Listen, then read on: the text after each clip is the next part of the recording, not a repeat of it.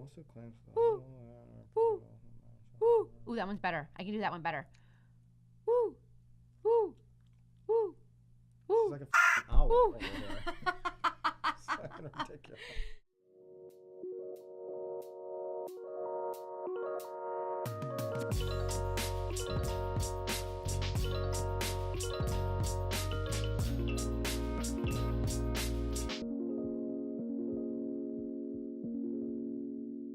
This is Byron Lazine and Nicole White, and you are tuned in to episode 34 of The Real Word.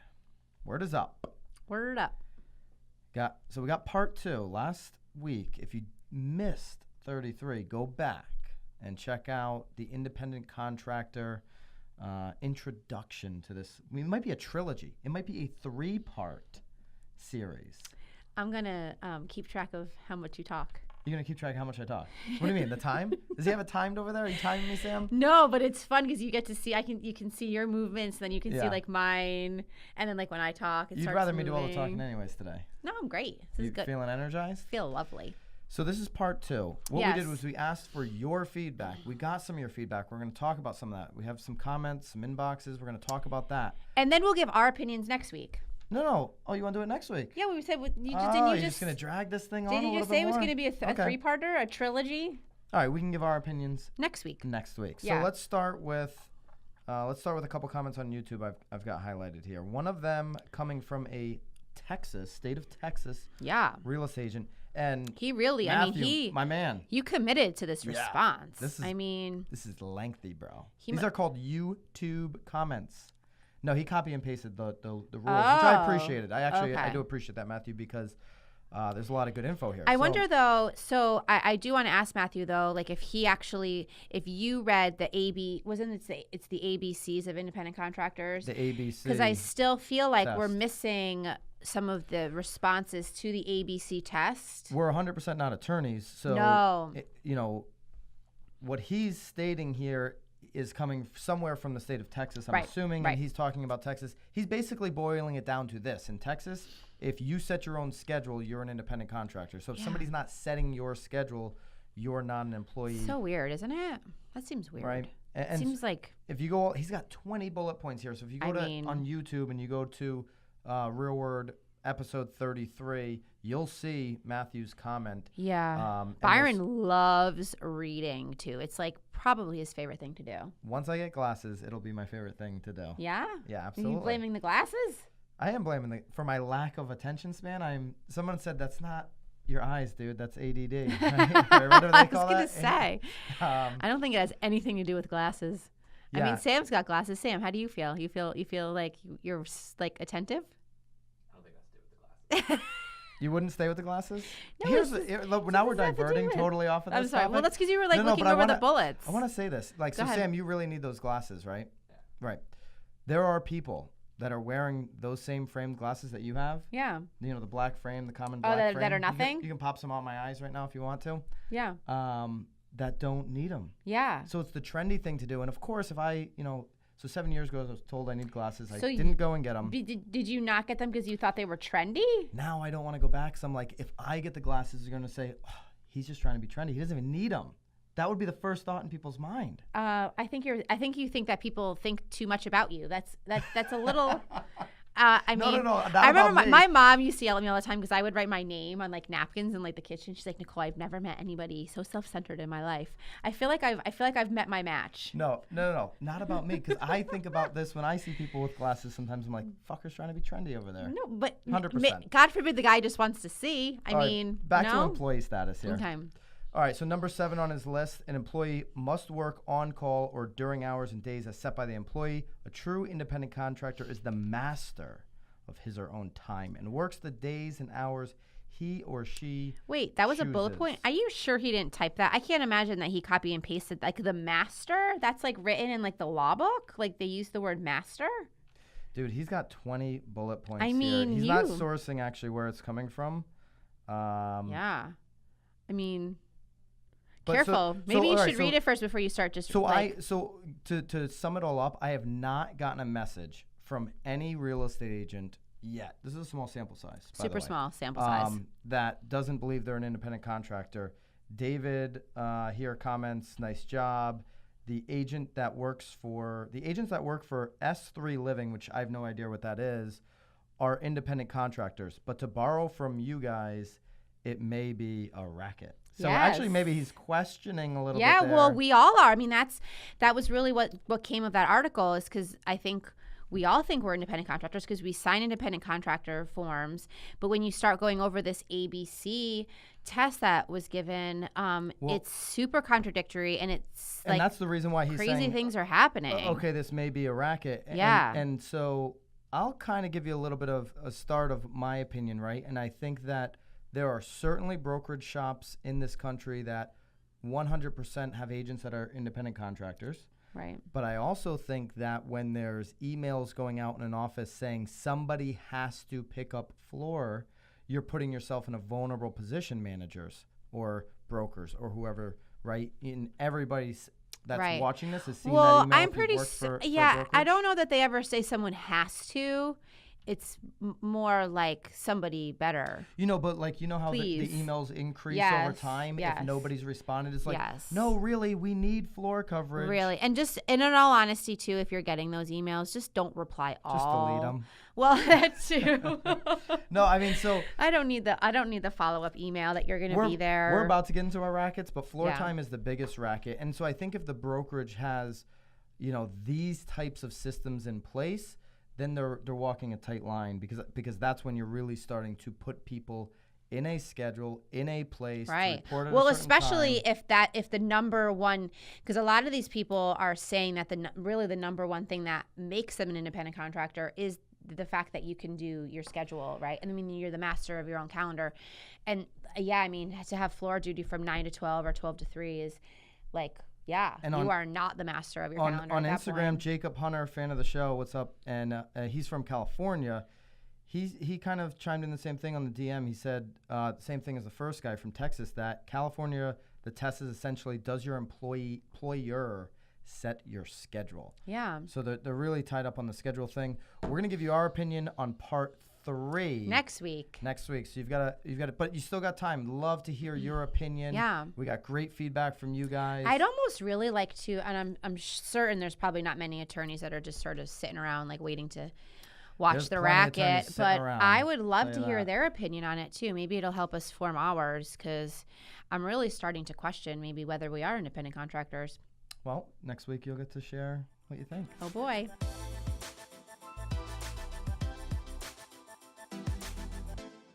Racket number 1. Ready? Warren Buffett, the dude who owns one of the biggest brokerages in the country, can't sell his California house. He's had it listed since February of 2017 for $11 million. Hasn't budged on the price once. No. Talk about digging your heels in, eh? Is this a racket? Such a racket. Yeah? Bless your heart there, Warren. Why do you think Why don't you give us a holler? Well, obviously he's overpriced. It sounds like everyone keeps telling him that, but this house is in Laguna Beach. It's because he doesn't have cheap. Picked it up for $150,000 years in 1971. So what's Warren Buffett's number one rule? You didn't hire the right marketing staff, right? Yeah, well, he hired Berkshire Hathaway, his company, I'm sure. Well, that's the problem. Whoa.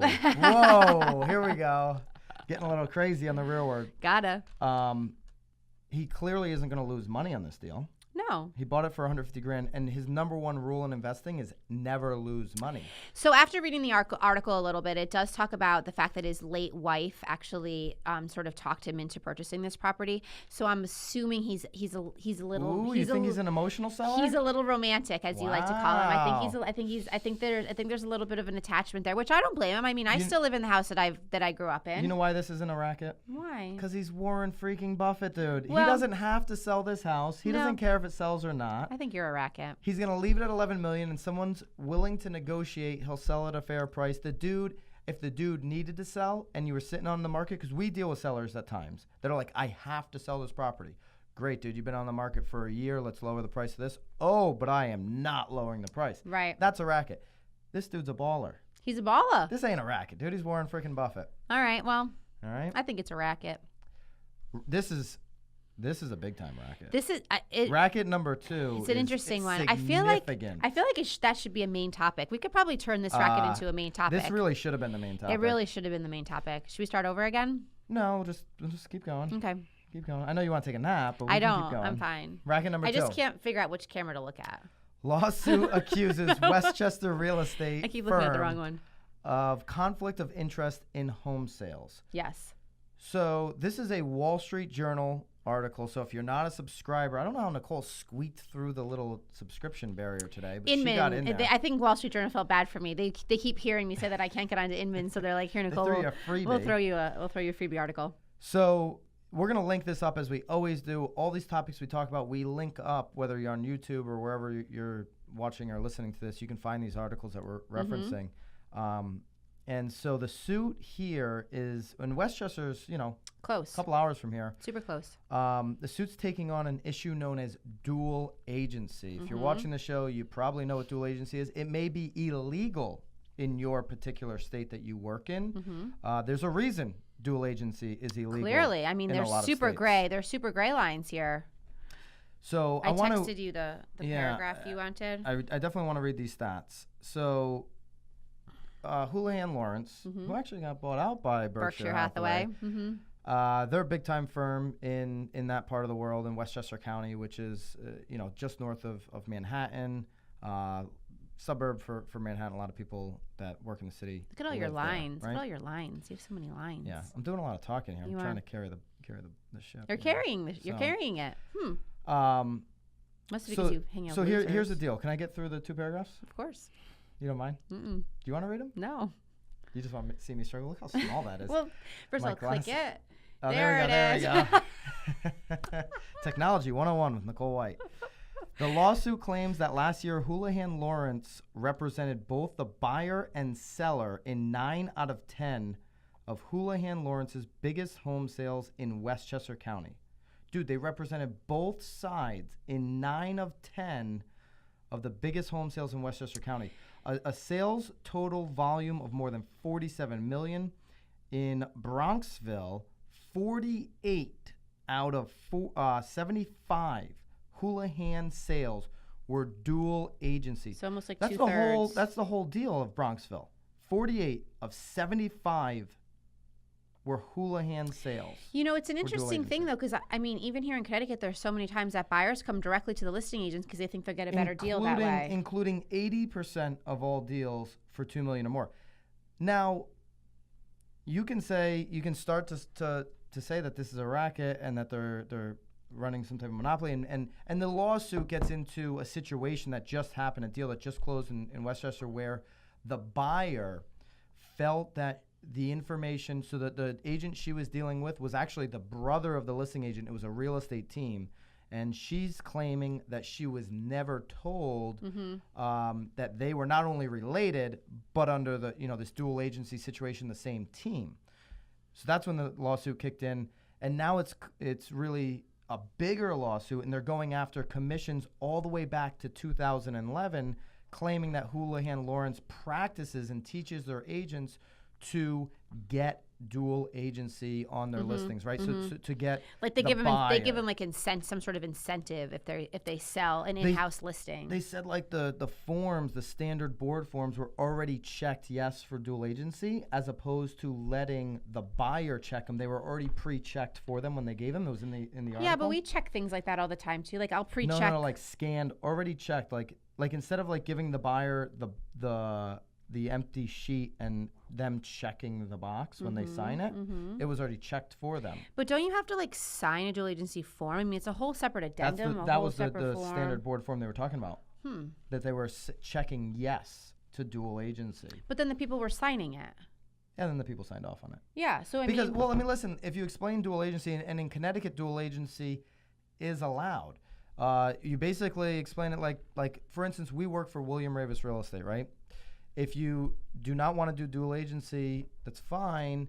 There are over 4,000 William Ravis agents. No, right? But no, you can't. You can't use anybody at William Ravis then if you don't want to do dual agency. No, that's my point. Is okay if you don't want to do agency, it's fine. But you are now, if any of these agents have a buyer, there's and you don't want to do dual agency, you're going to have an issue there, right? Right. So you're kind of and they have, for instance, Ravis in Connecticut has #1 market share of the state. Right. So a seller's not going to want to do that. So in Connecticut, where a state where dual agency is legal, a seller almost has to agree to do dual agency because it literally is in their best interest if they want to maximize their buyer pool.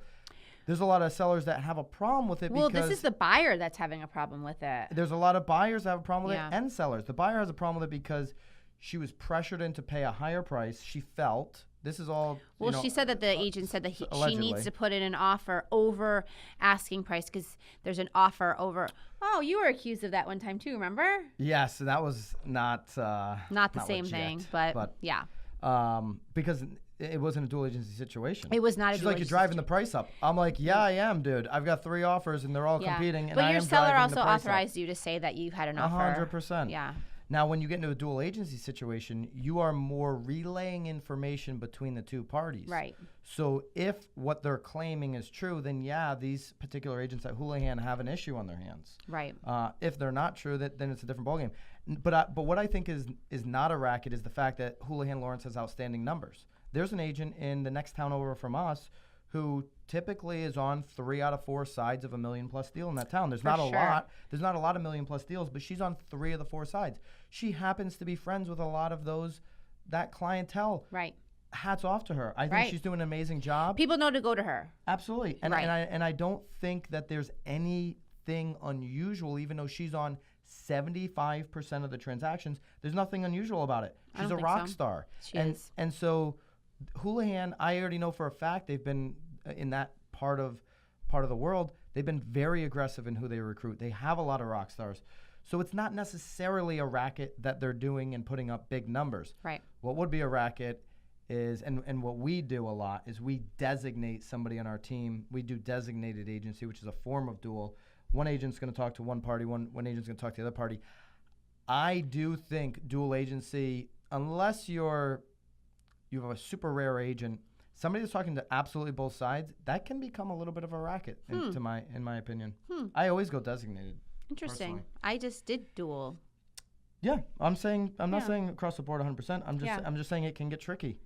Well, right. I mean, I think you just have to be super clear. Like, I'm really just giving the buyer information. I'm just really giving the seller You can't even information. negotiate.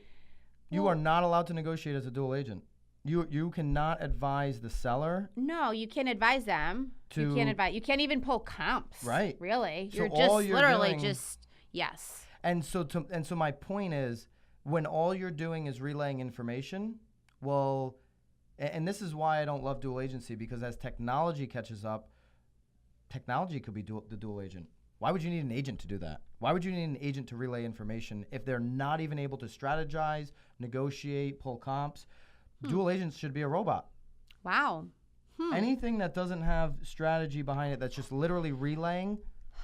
I feel like you're saying a lot of things. Like, there's a lot happening here. Meaning, what is the value of a real estate agent, a human being in dual agency, if you cannot do any of those things? Well, I mean, there's more roles than just that. I mean, There's not. All there you can do is relay information. As a dual I agent. understand, but I'm saying after the fact, after they've come together. I mean, I've had multiple dual agent situations where the buyer just comes in willing to pay full price, just submit it, cool, awesome. Like, but then there's so many things after that. Well, though, maybe too. you're doing white glove service on top like, of it, where yeah, you're like you're helping, coordinating. like You need all the utility information. yeah, you like need there's that, all you need that. this, You know, like here's an attorney's name. You know, Right. especially if they're not local, or you're going through the home inspection and like you're sort of going through the things that are just like maintenance issues. Like there's you're hugging them because they're really sad. Oh. Like there's so much like there's so many Pay me 6% to give out some hugs. I'll be doing it all day long. Be hugging you up. Come on now. Oh, all right. Let's hug it out. So You wanna hug it out? Byron doesn't like dual agency. No, not that I don't like it. I think it's super vulnerable with technology, because to be a great dual agent, you are facilitating to some degree. You are just handing information back and forth. But going back to Houlihan, the links in the description. Well, I don't know. I just Love your 2 there's cents so many on things that I this. think we could argue on this dual agency thing. Maybe Dude, that's why it should be the main topic next That's why time. some states have said, you know what, make it illegal. It's crazy. But Because then, like, There's a lot of so lawsuits. crazy. Most real estate lawsuits are between the two topics we Because it's talked anybody about, here. Like, the what independent if my contractor- girlfriend really wanted to, or just somebody would like really wanted to use me, and like they couldn't because we just happened to be buying another Ravis Just give them the hug for free then. listing. No, I'm talking about like a separate listing. Like, dual agency goes for all listings under the Ravis umbrella. So now all of a sudden you're not allowing people to pick the agents that they want to use because that other person just happened to pick a Ravis agent before the buyer did. I don't know. Like if you're going to use another Ravis agent that's not in your team, you're going to go designated. You're going to talk to your people and then. Right. Right. But that's still technically dual agency. Yeah. All right. Racket number the third racket. 3. Yeah. Let's the move third. on. Sorry, that was a long racket. That's a Is racket. that a racket? How That's long a it racket. was? That was. All right, home tours are happening through video calls, whether that's FaceTime, Skype. I guess you could Skype from the phone. You could certainly Zoom from the phone. You could do party time. Party time. Yes. You could do No, it's not called party time, is it? The one house that party. house party. Party time. House party. You could do house party. You could do this on Snapchat. You could do Instagram Live and bring somebody in and show them the house as well as other people. You had a great idea. Yeah, I think that we should do like a open house that But way. no, but it wasn't only just open house. Oh, like they It would was- schedule a time. Yeah. Like Joe goes at 11, and then Cindy goes at 11:15, and like we give tours like of the house. It's a great way to actually- get like buyers to come directly to you because that's the way to actually then get. I think you're onto something. I think I would use a Calendly link Yeah. and set it up in 15-minute intervals. You've done that before. Does that But it work? Do wasn't people for actually? Oh, the Calendly links work. You If you're did it? looking to have people schedule as opposed to 10 emails back and Because you forth. were doing that for a little bit. You were doing like Yeah. this like frenzy thing on Facebook, like hurry up, get access to my calendar Yeah. and book appointments. Yeah. I kindly went on there too. I just wanted to see. There were a lot of didn't openings. book. There were a lot of openings. You want to put a lot of openings. But here's the game, right? So you send out the link. If someone says, hey, let's schedule something in an email, as opposed to the next 6 or 7 emails going back or forth trying to figure out the best time for everyone, you just send out the link. Here's my available times for this week. And then they can click, here's my in-office times, here's my out-of-office times, whatever that may be. Yeah. You can set it up. And You I are think such a good independent contractor. You're Yeah. in charge of your own I am in charge of my own calendar. calendar. Love Oh, it. I'm 100% an independent contractor. 100%. Anyway, your idea would be, okay, send out the Calendly link. From Sunday from 10 to 1, Wow. you can get a That's a long stretch. ahead of the public open house private tour with just me, with Nicole White, on FaceTime. Click the Calendly link and schedule the best time for Yeah. you. Because maybe 1 to 3 doesn't work when you're doing the public open house, and Right. this 11 to 1 or this Right. 10 to 1 opportunity Or maybe works. they only want to sort of take a quick tour for 10 minutes before they then come out to the open house. They want to make sure Right. that Maybe they live in New it's- York and it's the Connecticut. right move. Or maybe they live in Connecticut and maybe they live next door and they just want to be It's nosy. like, dude, I want to sit in my boxers and yes, check out his house. that's I what know. I'm talking I don't wanna about. be- I bet you that's 99.9% of those people that sign up for I don't want to those. take a shower to come see you guys. Well, but they will. We'll see them. Like maybe just keep it. If you're in your boxers, just keep it up. Shoulders and up. Shoulders and up. I think we should test that out. I think we should. I think it would be awesome. And I think you just dropped a huge knowledge bomb for everyone. So if they It would want to be test awesome. it out. I would love to know. Well, maybe some people have already done it. Maybe they Yeah. thought of it before me. I'd love to know if it's effective, or mean, maybe like what made it effective. You've Like definitely how done it did with you? a buyer, right? Even I've done it with a buyer. Never. You've never done that with a buyer? Nope. I don't think that I Like have. they're in Florida. Oh my gosh, these 3 houses. Like, and you do the FaceTime thing and No, you show them houses? nope, never, never, nope. Come on. I think I've done it with an actual being, but like the husband wasn't there or something. One of But them was I've there? never done a tour on my own Interesting. that I went around with a phone. No. Well, we've got this article to link up I as always well. go over my data too, so like you wouldn't even necessarily want Actually, me to I don't. do that. Can you do FaceTime when you're on yellow? When your battery's on yellow all the time? My battery's on yellow to save my battery. He makes fun of my yellow. The yellow is genius, by the You way. think it's a you strategy? you went yellow yesterday. Out of desperation, not of strategy. All right, this article is it's a Realtor Mag. What do you Got know? him. Nicole picks the Realtor Mag specials. Always. We'll link that up as well. Love your 2 cents, and come back for part 3 of the independent contractor conversation next week. Cool. All right. Thanks, guys. All right. Word off.